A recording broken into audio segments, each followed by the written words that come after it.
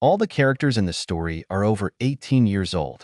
When my wife left me, I immediately, without hesitation, went to heal my wounds to my mother, Jessica, hoping to find at least something like a temporary shelter in her apartment during a quarrel with my wife. Mom had already been safely retired for several months by that time, so now she had enough time to take care of her son, whose morale was at an all-time low at that time. So nothing prevented her from comforting this son of hers and starting to educate him again by quoting her favorite classics and moralizing in the style of Mary Poppins or Miss Bach. Well, I, in turn, rediscovered a long-forgotten sense of security and human warmth, the same one that I had long forgotten since I was a teenager, and my always caring mother, striving to satisfy the slightest of my desires. During this period of my life, I really relaxed. My mother, of course, as I understood it, was happy that I stayed with her, even for a while, but still she eventually pushed me to completely and almost completely move in with her. So I moved all my simple belongings to her, including my beloved a bicycle. So, I started my training again on Saturday mornings, so my life, you can say, got better again. So, after pedaling on the local highway all Saturday morning, I returned home sweating profusely. Mom immediately told me to take a shower. After taking a shower, I was shaving in front of the mirror when Mom literally burst into the bathroom without knocking. Mom, I didn't have time to get dressed. Yes, I see, son. I'm not deaf yet. I heard the sound of your razor, but I thought you were dressed. And stop being angry because I'm your mother and you're not a teenager anymore. In any case, if you continue to stay with me in my apartment, willy-nilly we will inevitably have to see each other, so to speak, not quite dressed. We're not going to show up in front of each other in evening clothes, are we? You're right, Mom, but still, I was a little surprised. So, when she came into the bathroom, I really felt ashamed. Ashamed that I was in front of her like this. However, seeing that my mother took the situation with the greatest calmness, I suddenly felt almost proud that I was in front of her eyes without having time to get dressed, and in such a banal way. However, it was quite natural, so the situation was discharged without any tension. I just came to comb my hair, and then we can sit down at the table and eat, Mom said. I have never felt the slightest attraction to my mother, a rather curvaceous woman, although in the photos of her youth I see a beautiful, slender brunette in front of me. Now my mother's hair is dyed white. When I was a teenager, her skinny body didn't match my ideas of the feminine ideal at all, and even more so my fantasies. Although I was already confused by her cleavage now, but, as you know, tastes change over time. Get dressed quickly. I'll be back soon, Mom said. For the first time in my life, I had such thoughts in my head, but I still consoled myself with the fact that it was just my fantasy, and I did not harm anyone with such thoughts without their real embodiment. I think I'm becoming obsessed with my mom, although knowing, or rather, realizing that nothing can happen between us, we can finally assume that this is a completely normal process of self-discovery, and I have not gone crazy. It's the beginning of summer, and after lunch the heat involuntarily makes me close my eyelids. I want to sleep and do nothing. Obviously, this will allow me to calm down. I leave the door to my room ajar, secretly hoping that Mom will join me. I hear her get up from the couch in the next room, and my heart starts beating faster. Is she really coming towards me? And indeed, Mom goes to the kitchen to drink water, and through the ajar door I can admire her. I close my eyes when she comes to the door of my room, and for a few moments I feel her presence. In the end, I actually fell asleep. The fatigue of cycling contributed greatly to this. When I woke up, Mom was sitting in the living room. Looks like you slept well, son. Yes, I was a little tired in the morning, so an hour of sleep didn't bother me at all. I saw it. You were sleeping like a baby when I got up to drink water. Listen, Mommy, maybe we'll take a little walk, eat ice cream by the sea, refresh ourselves a little. I would love to, but this, as they say everywhere, is very bad for my figure. Don't worry about your figure, Mommy. Ice cream is just a help. Thank you for the compliments, my dear. Okay, I'm going to put on makeup, do my makeup on the way out. Are you ready, Mom? Not really. I don't know what to wear. You women are all the same, I said, heading for her room, the door of which was open. Oh, I'm sorry, Mom. I didn't know you weren't fully dressed.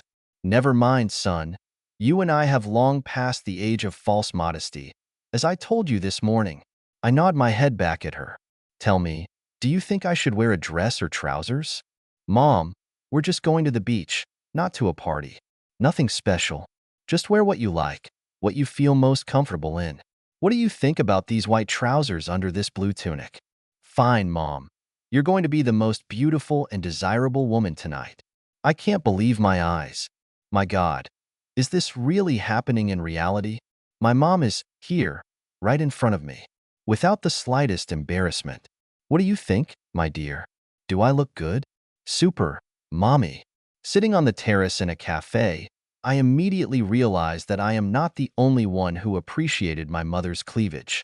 Even the waiter, a guy in his 20s, frankly enjoys an unobstructed view of her cleavage. Some fools are lucky to have such a point of view. Don't be jealous, son. You should be able to share your happiness, she said, laughing. In these conditions, I want to share his happiness with you, she said mockingly and provocatively. I have 2 fans, but one is too young and the other is my son, so I'm definitely unlucky. I'm sure the rest of the men in this room are under your magical influence, too. You know perfectly well that most of them are looking for only one thing. So come on, let's go home. It's going to rain soon.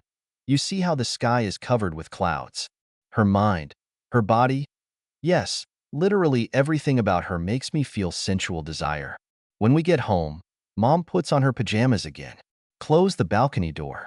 A storm is coming. Are you sure, Mom? Yes, I saw a flash of lightning. A few moments later, a rumble of thunder was actually heard. I don't like thunderstorms. I'm afraid of both thunder and lightning. I didn't know that. Have you developed this phobia recently? No, my son. It's been a long time. But when you were little, I tried to hide it from you. I didn't want you to inherit this fear of mine. You're just adorable, Mom. She joins me on the couch while I turn off the TV. It can be seen that the storm is really bothering her. It's one thing to tell yourself that morality doesn't matter, and it's quite another to act. But for myself, I understand that this is just a banal postponement of the inevitable and nothing more. And that's for sure. On Sunday morning, I sleep until I drop, having decided in advance that today I will say a decisive no to any sports, no morning jog, giving this day off only to idleness, in the hope that something will finally happen between us, me and Mom. Something incredible and magical. When I get up, Mom is already finishing breakfast at the kitchen table. I've already finished, but can I make you breakfast with pleasure, my dear boy? With pleasure, Mom, but I don't want to burden you. I can take care of myself. My ex-wife taught me. Let yourself get some rest, son. I'm just enjoying this new opportunity to take care of you. And I want to enjoy this happiness as long as possible. So thanks to your ex-wife. I am happy to let my mother do this, since such an opportunity has been so kindly offered to me. And I like to imagine that she's not just thinking about satisfying my stomach. Mommy gets up and starts making breakfast. I help her cook, which is not my habit. I have never set foot in the kitchen before when it came to cooking. My mother and my wife were much more gifted in this craft than I was, no matter what you say about it. My mother is surprised by this sudden initiative of mine, and I, in turn, pretend that I should have started doing this sometime, because with my sentimental failures on the love front, sooner or later I had to learn to stand up for myself, including at the kitchen table and stove. But I will always be there to help you, son. I will not let you starve. You're not just my mom, but my angel mom, I tell her. You have no idea how much I enjoy taking care of you. Oh my God, how bored I got in retirement. I'm so proud of you, my dear son. Set the table. We're going to have lunch now. The food is delicious. It's going to be a rainy day. You won't go to the beach. So my mom and I are sitting on the couch watching the Formula One Grand Prix together. How are you, Mommy? Are you okay? Are you okay? Yes, son. I was a little upset that we couldn't go to the beach, but yes, it's okay. Did I do or say something wrong, Mom? You're not the reason, kid, for my disgusting mood. Just a little conflict in the pastry shop. What happened? Nothing important, but a few young fools coming out of the pastry shop made me a couple of remarks that upset me, to put it mildly. They were yelling that I should go on a diet. Let these youngsters say what they want. They still don't understand anything about life or women. You're a charming woman, Mommy.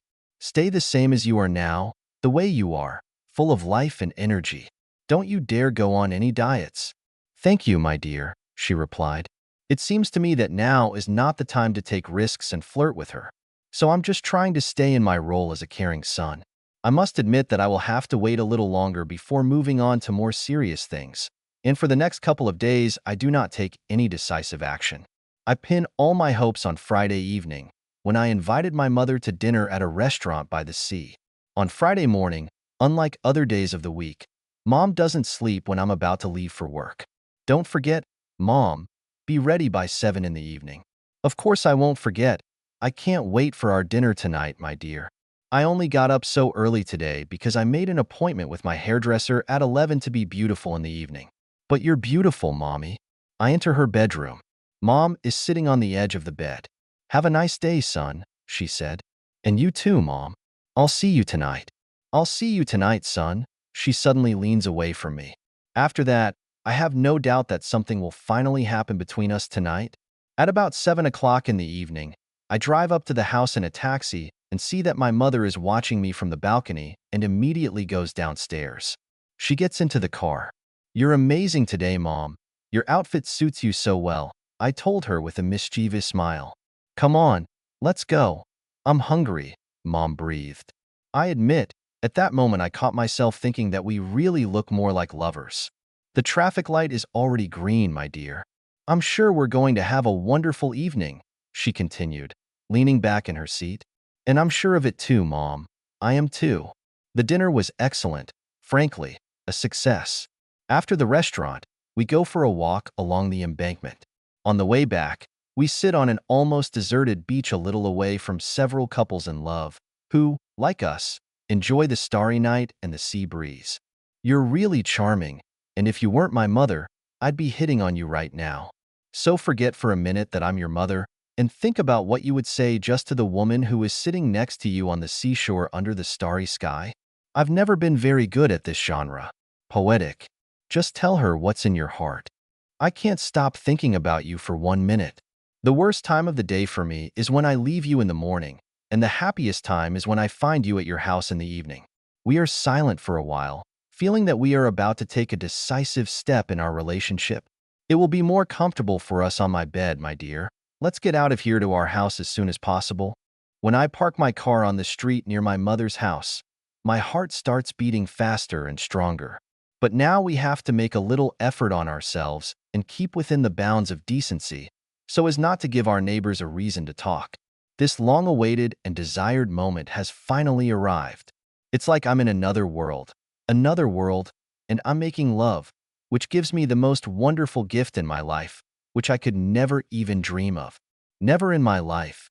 No woman in the world can give me more love and pleasure than she can. This is an incomparable pleasure that takes our breath away. We are in another world consisting only of sensuality and desire. This is space, not the globe. I've been dreaming about this for a long time, and my dream has come true. We made love.